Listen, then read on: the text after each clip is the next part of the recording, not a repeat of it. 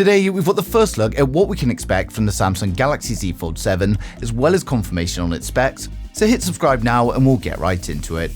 So first up, for anyone that's missed it, we've got the reserve campaign online for the Galaxy S25 series, and not only is it free to reserve, but there's also $50 free credit, you get 3 times Samsung reward points, and even an entry to a $5,000 sweepstake, so I recommend everyone goes ahead and puts in their name and email address by clicking the link down in the description below or the link in my bio.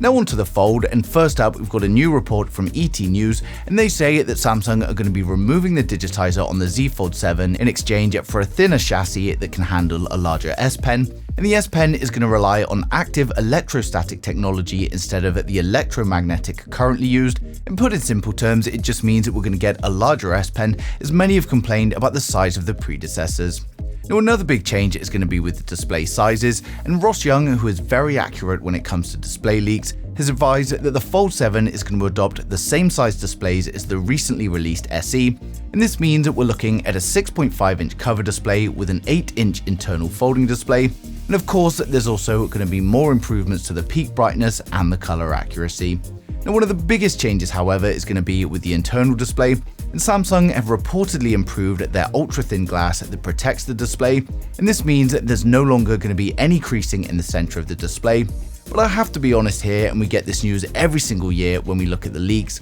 and then there's always still creasing in the center of the display, although it is improving year upon year.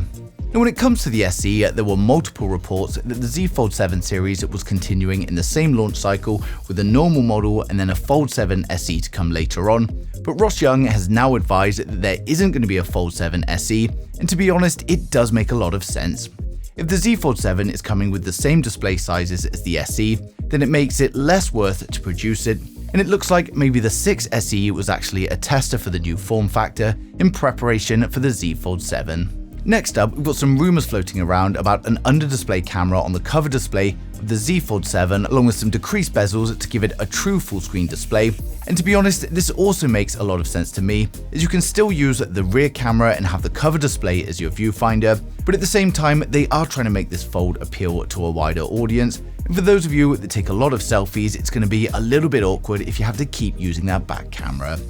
Now powering the Fold is of course going to be the Snapdragon 8 Elite, and it's going to be an overclocked version running at 4.47 GHz instead of the 4.32 on the regular Snapdragon 8 Elite, and it's the same chip that's used in the Galaxy S25 series, so we're going to be getting plenty of benchmarks on that as soon as it's released. Now AI is still going to be playing a huge part in the Z Fold 7 promotion in terms of the launch, and Samsung are continuing to add plenty of AI features, but there's also a good chance that the launch of the Z Fold 7 could be where we start to see this paid subscription model that Samsung have already warned us about.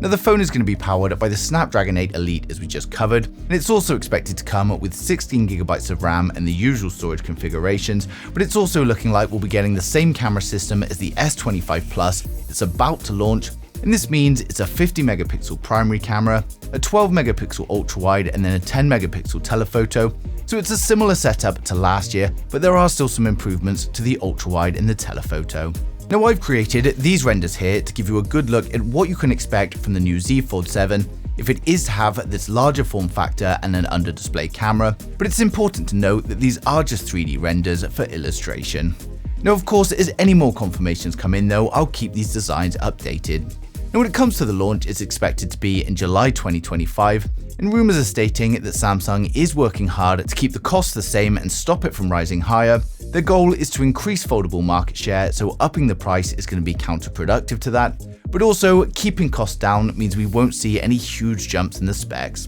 But for those excited for the Samsung Galaxy Z Fold 7, we're now going to run through the full specs, design, and the expected pricing to help you guys decide if it is worth the wait. So make sure you hit subscribe now and we'll get right into it. So with the Samsung Galaxy Z Fold 7, we get an 8-inch foldable 120Hz dynamic AMOLED display, and it's going to be brighter and more accurate than the predecessor. And it's also protected by Samsung's new ultra-thin glass that reportedly has no creasing in the center of the display. We get the usual HD resolution along with some trimmed down bezels and a full-screen display.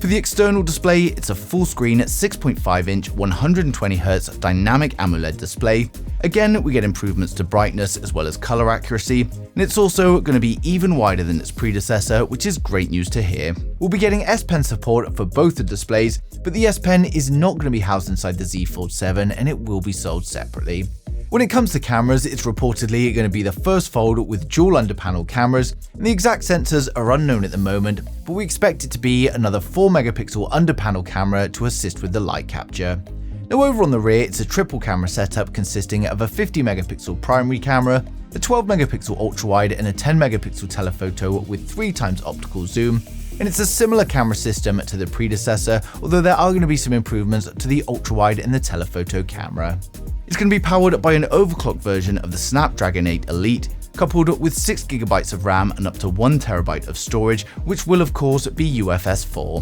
It's coming with a 4500 mAh battery with upgrades to fast charging for both wired and wireless charging, and we're getting 5G, Bluetooth 5.4, Wi-Fi 7 and NFC support, and the phone is going to ship with One UI 7 based on Android 15. Now it's shipping in July 2025 and it's expected to start from around $1,900, and that's going to be about £1,800 for the UK. So overall, the Samsung Galaxy Z Fold 7 is looking like a great addition to the lineup, and the new form factor is great news for me as I'm happy to see it increasing in display size year over year, and I just want it to be a little bit bigger. Now of course, with new hardware and software, it also means it's going to handle pretty much anything you throw at it. We'll no doubt get plenty of new AI features as well. Now given its similarities with the predecessor though, I can't imagine anyone with a Fold 6 is going to be rushing for an upgrade, but for those with an older Fold or maybe those looking to try out their first Fold, then it's going to be a great choice. Now of course, launch is still quite far away at the moment, but we'll be getting more and more leaks as we approach it, and I'll be sharing them as soon as they come in, so make sure you subscribe so you don't miss a thing in the future.